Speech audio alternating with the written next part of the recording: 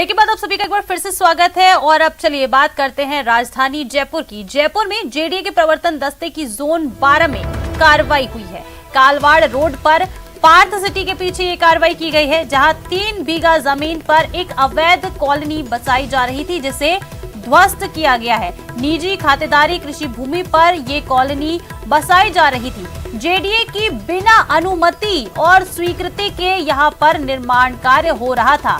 बिना भू रूपांतरण के ये कॉलोनी यहां पर बसाई जा रही थी, जिस पर जेडीए के दस्ते ने कार्रवाई की और ये जो अवैध कॉलोनी बसाई जा रही थी 3 बीघा जमीन पर, उसे ध्वस्त कर दिया गया है। बता दें, शिव वाटिका प्रथम के नाम से ये कॉलोनी बसाई जा रही थी। ग्रेवल सड़कें, अन्य अवैध निर्माण को भी जेडीए के दस्ते ने ध्वस्त कर दिया है।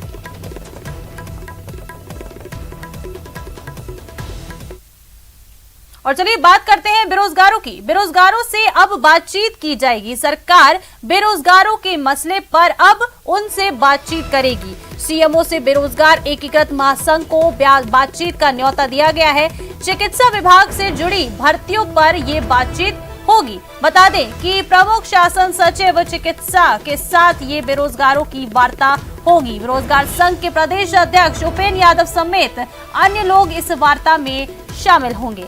बड़ी खबर इस वक्त बेरोजगारों के लिए ये खबर है, सरकार बेरोजगारों के मसले पर अब बातचीत करने वाली है। सीएमओ से बेरोजगार एकीकृत महासंघ को बातचीत का न्योता मिला है। बेरोजगार संघ के प्रदेश अध्यक्ष उपेंद्र यादव समेत अन्य लोग इस वार्ता में, जो सीएमओ से न्योता मिला है वार्ता का, उस पर बातचीत के लिए जाएंगे। बड़ी खबर बेरोजगारों के लिए अच्छी खबर भी निकल कर सामने आ सकती है। जो वार्ता होगी इसके बाद देखना होगा क्या कुछ होता है इस बातचीत में।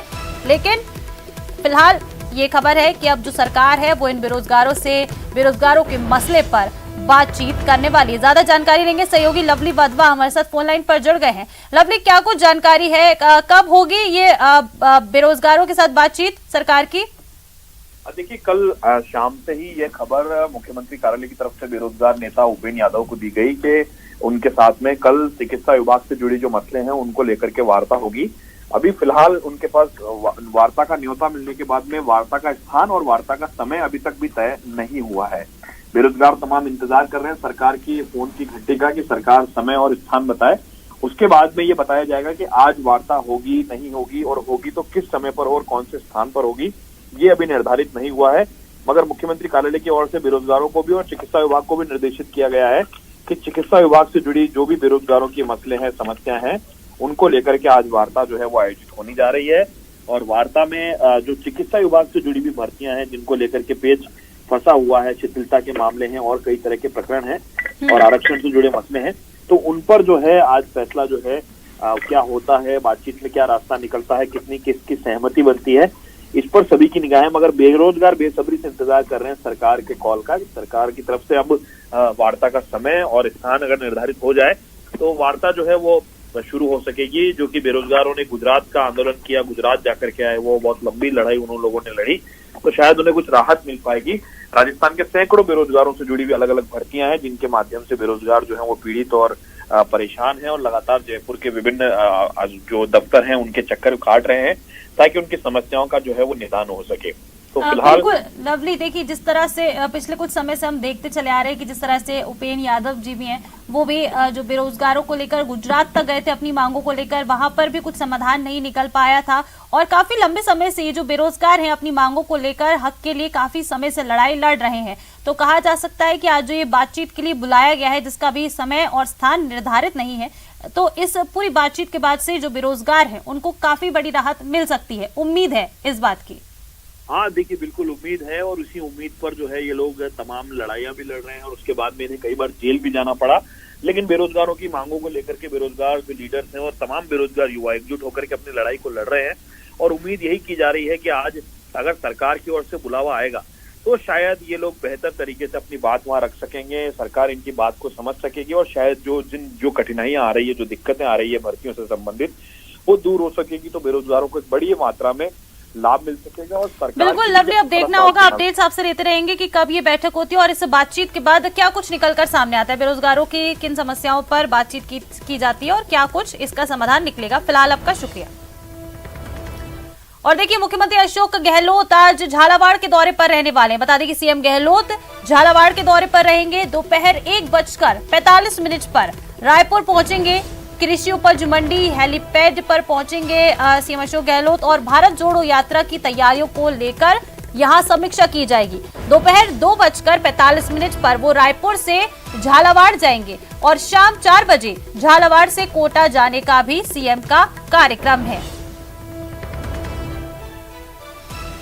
और देखिए, चलिए अब बात करते हैं न्यायिक कर्मचारियों की। न्यायिक कर्मचारी सुभाष मेहरा की मौत के पूरे मामले में बता दें कि जो संगठन है उनकी आज एक बड़ी बैठक होने वाली है। सभी जिला अध्यक्ष, प्रांतीय पदाधिकारी बैठक में शामिल रहेंगे। हाईकोर्ट प्रशासन के साथ वार्ता हुई है, जिससे जो कर्मचारी हैं वो असंतुष्ट हैं। न्यायिक कर्मी वार्ता में ठोस निर्णय नहीं होने से वार्ता को विफल बता रहे हैं और इसके साथ ही अब जब ये वार्ता विफल हो गई है और इससे वो संतुष्ट नहीं है, तो अब वो अपने आंदोलन की रणनीति को किस तरह से आगे बढ़ाया जाए, इस पर भी मंथन कर रहे हैं। बड़ी खबर है ये, न्यायिक कर्मचारी सुभाष मेहरा की मौत का ये पूरा मामला है जो दिन पर दिन कह सकते बढ़ता जा रहा है। जो न्यायिक कर्मचारी हैं वो कार्य बहिष्कार करके बैठे हुए हैं, जिससे कई सारा कामकाज जो है वो भी प्रभावित हो रहा है। बता दें कि आज जो न्यायिक कर्मचारी हैं उनके संगठनों की आज एक बड़ी बैठक होने वाली है।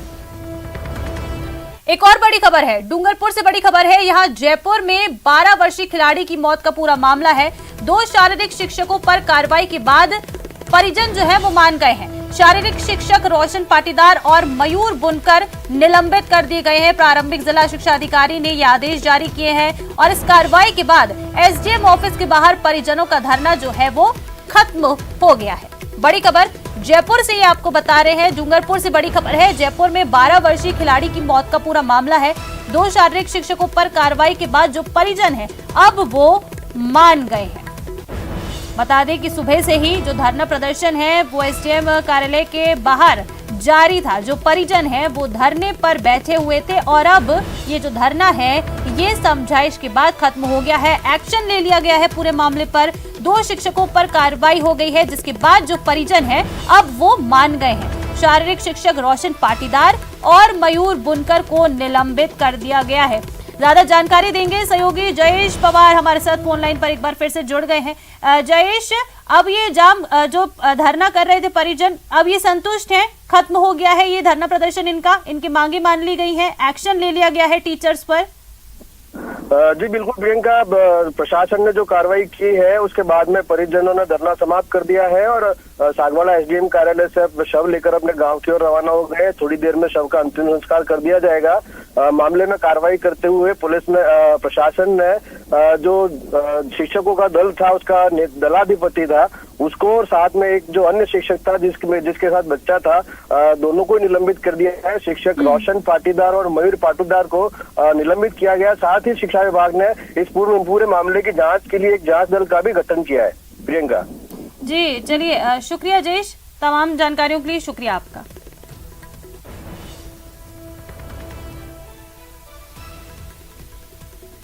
देखिए, एक और बड़ी खबर बता दें आपको, दौसा के मन्नावर थाने के बाहर 28 नवंबर से ग्रामीण धरने पर बैठे हुए हैं। ये ग्रामीण दंपति मौत मामले में कार्रवाई की मांग पर अड़े हुए हैं। आपको बता दें कि कुएं में गिरने से एक दंपति की मौत हो गई थी। परिजनों ने मंडावर थाने में हत्या का मुकदमा दर्ज कराया था और कुछ लोगों पर दंपति को धक्का देकर कुएं में गिराने के आरोप भी लगाए गए थे। पीड़ित पक्ष का आरोप है कि आरोपी खुलेआम अभी भी घूम रहे हैं और उन पर कोई कार्रवाई नहीं की जा रही है। परिजन ग्रामीणों के साथ 5 दिन से थाने के बाहर धरने पर बैठे हुए हैं। इसके बावजूद पुलिस इस ओर कोई ध्यान नहीं दे रही है। हमारे चाचा चाची हमको न्याय नहीं मिल रहा, इसलिए बैठे हैं। कितने दिन से बैठे हो? 4 दिन से। क्या हुआ था? उनको मार दिया, उनको रामेश्वर ने, रामेश्वर की पूरी फैमिली ने। रामेश्वर को खुद को मैंने पकड़ा था घाट पे, मेरे को दे धक्का पटक गया और भाग गया। पुलिस की किस तरीके से क्या पुलिस बोल रही जांच कर रहे हैं। 10 दिन हो गए, जांच नहीं हुई इनकी। 21 तारीख को मॉर्निंग में कुएं में गिरने की कोई सूचना प्राप्त हुई थी, उस पर इन्होंने 302 में मुकदमा दर्ज करवाया है। अब तीये की बैठक के दिन ये जब गंगा जी जा रहे थे उस टाइम पे इनकी दूसरे पक्ष के साथ में कोई गाली गलौज का ऐसा मामला सामने आया था, उसमें भी प्रकरण दर्ज करवाए हैं। तो उसके आरोपियों की गिरफ्तारी की मांग को लेके ये धरने पर बैठे हैं। और देखिए, गुर्जर आरक्षण संघर्ष समिति के प्रतिनिधिमंडल और सरकार के बीच 3 दिन से जो वार्ता चल रही थी, आखिरकार ये वार्ता अब सफल हो गई है। सरकार ने सभी मांगों पर सहमति जताते हुए आदेश जारी कर दिए हैं। सरकार ने एक कमेटी भी गठित करने की बात कही है, जो 1 महीने के अंदर एमबीसी के अभ्यर्थियों की पोस्टिंग को लेकर समाधान करेगी। गुर्जर नेता विजय बैंसला ने प्रेस वार्ता कर कहा कि हम सरकार के इस फैसले से खुश हैं और समाज में भी खुशी की लहर है। बैंसला ने यह भी कहा कि अब राजस्थान में राहुल गांधी की भारत जोड़ो यात्रा का स्वागत होगा। बैंसला ने स्वीकार किया कि वो चुनाव लड़ेंगे, चाहे उन्हें श्रीगंगानगर से ही क्यों ना लड़ना पड़े।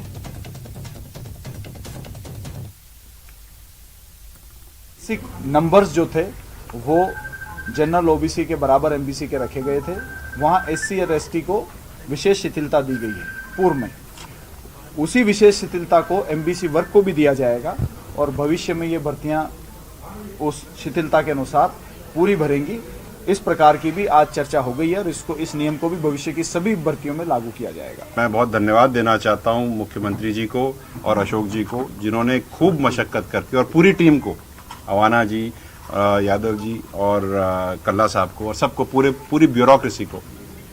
झगड़े काफ़ी हुए, झगड़े होते हैं तभी तो कुछ रिजल्ट निकलता है, नहीं तो अब चुपचाप बैठे रहेंगे तो फिर कुछ भी नहीं होता।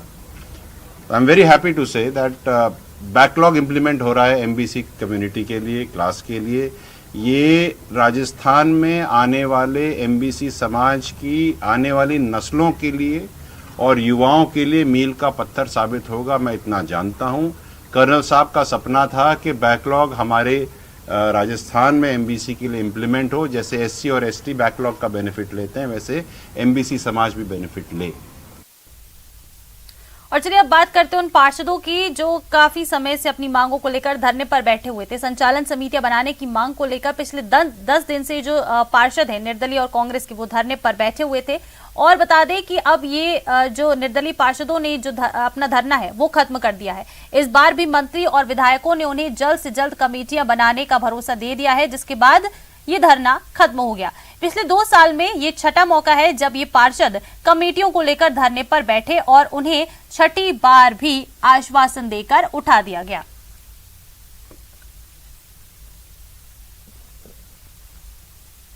समितियों के गठन को लेकर पिछले 10 दिनों से पार्षद धरना दिए हुए थे और मंत्री महेश जोशी मौके पर पहुंचे हैं। मेयर मुनीश गुर्जर भी यहां पर है और फिलहाल धरना स्थल पर धरना टूटा जा चुका है। वहीं मंत्री महेश जोशी से हम बातचीत करेंगे। सर, काफी समय लग गया समितियों के गठन को लेकर बातचीत करने में। पिछले साल भी आश्वासन दिया गया था और इस साल भी अब आश्वासन ही दिया गया है। निश्चित रूप से समय लगा, आपकी बात एकदम ठीक है। पार्षदों का जो नाराजगी है वो भी ठीक है, लेकिन आप जानती हैं कि जब से चुनाव हुए, कोरोना काल में चुनाव हुए, हम सबके सामने, सरकार के सामने, मेयर के सामने, कांग्रेस के एमएलए के सामने, कांग्रेस के पार्षदों के सामने और कांग्रेस के कार्यकर्ताओं के सामने, सबके सामने जो मुख्य मुद्दा था पिछले करीब, अब से अगर मैं 6 महीने पहले की बात करूं तो 1.5 साल तक का वो जो चुनाव के बाद का समय था, वो कोरोना से लड़ने के लिए हम लोगों ने पूरी ताकत लगा रखी थी। ये पिछले 4-6 महीने में जो कोऑर्डिनेशन हम जिस तरीके से बनाना चाहते थे, वो कोऑर्डिनेशन ये समझ लीजिए कि अभी बन नहीं पाया, लेकिन बहुत शीघ्र हम इसका ये कोऑर्डिनेशन बना लेंगे। 1-2 दिन के अंदर हम आपस में मिलकर विचार विमर्श करके जो फैसले करने हैं, जो प्रस्ताव बनाने, वो प्रस्ताव बना के और सर्वसम्मति से उन कमेटियों के प्रस्ताव को सरकार को भेजे जाएंगे, जिससे तुरंत कमेटियों का गठन हो सके। सर, कोऑर्डिनेशन नहीं बन पाया, आपने कहा, क्या वजह रही इसके पीछे? नहीं, व्यवस्थाएं रही, राजनीतिक व्यवस्थाएं भी रही, बहुत सारे कारण है, लेकिन इसके लिए किसी पे दोषारोपण नहीं है क्यों नहीं बन पाई। ये परिस्थितियां ऐसी थी कि कोऑर्डिनेशन नहीं बन पाया। मेयर मुनीश गुर्जर भी यहाँ मौजूद है। मैम, आज धरना समाप्त हो चुका है। पार्षदों को उम्मीद है कि अब कमेटियां बन जाएगी और आगे काम धरातल पर दिखाई देगा। क्या उम्मीदें लगाई जाए? देखिए, निश्चित तौर पर मंत्री महेश जोशी जी हमारे साथ हैं, अभी मंत्री प्रताप सिंह खाचरियावास जी कह के। और देखिए, सवाई माधोपुर के बमनवास विधायक इंदिरा मीणा ने विद्युत वितरण निगम कार्यालय में पहुंचकर एक शख्स को थप्पड़ जड़ दिया। दरअसल विधायक को लगातार लोगों से बिजली विभाग से जुड़ी शिकायतें मिल रही थी, जिसके बाद विधायक बिजली विभाग के कार्यालय पर पहुंची और वहीं प्राइवेट कर्मचारी के द्वारा पैसे लेने की शिकायत मिली तो विधायक ने तुरंत खड़े होकर कर्मचारी को थप्पड़ जड़ दिया। साथ ही कार्यालय से दूर रहने की हिदायत भी दी है। विधायक ने रजिस्टर की जांच की और किसानों को ट्रांसफार्मर समय पर देने की भी बात कही है।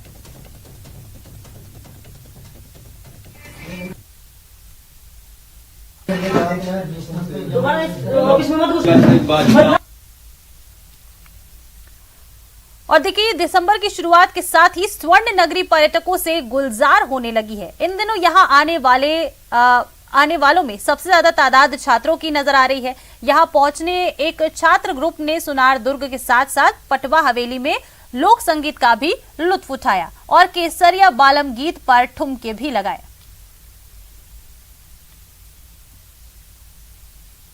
संस्कृति और धरोहरों की धरती जैसलमेर, जिसे निहारने पर्यटक पहुंचते हैं और अब देसी पर्यटकों के साथ साथ स्टूडेंट ग्रुप्स भी पहुंच रहे हैं। मैं तस्वीरें दिखाना चाहूंगा, बच्चों में काफी उत्साह जो है नजर आ रहा है, क्योंकि दिसंबर की पहली तारीख और अब पर्यटकों का जो बूम है वो जरूर देखने को जैसलमेर को मिलेगा। ये तस्वीरें जो है वो हम आपको दिखा रहे हैं। साथ ही साथ कुछ बच्चों से बात करने की भी प्रयास करते हैं। जैसलमेर आए हैं, कैसा लग रहा है, क्या कुछ अब तक देखा इसके बारे में और कैसी फोटोग्राफी का जो है वो लुत्फ? ये जगह बहुत अच्छी है और जैसे उन्होंने बताया यहाँ पे 3000 लोग रहते भी हैं एंड ये एक रेजिडेंशियल प्लेस है एंड इतना सुंदर है। मैंने पहले कभी ये दूसरे स्टेट में देखा ही नहीं है इंडिया में।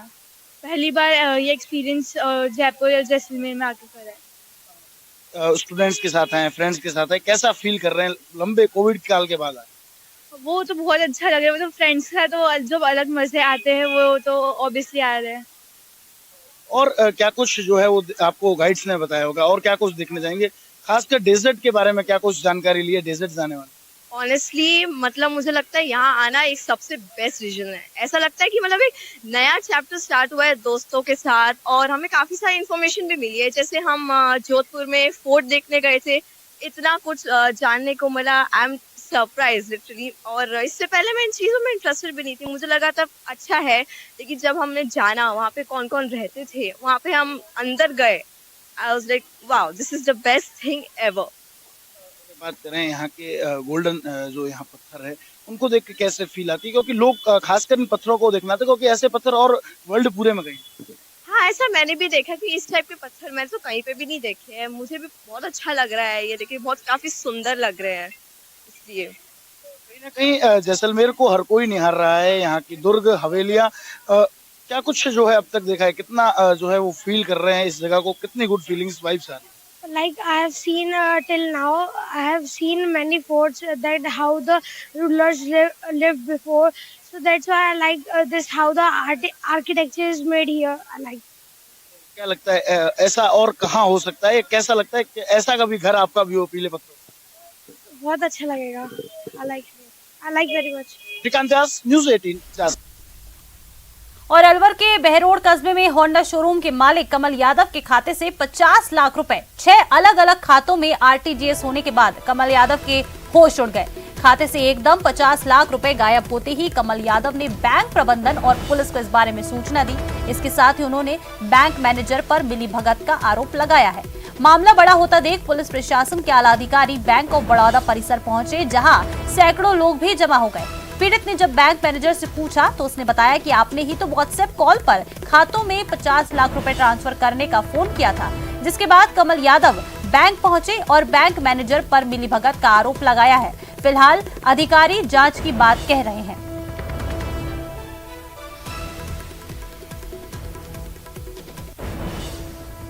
और चलिए इस बुलेटिन में फिलहाल इतना ही। देखते रहिए न्यूज़ 18 राजस्थान।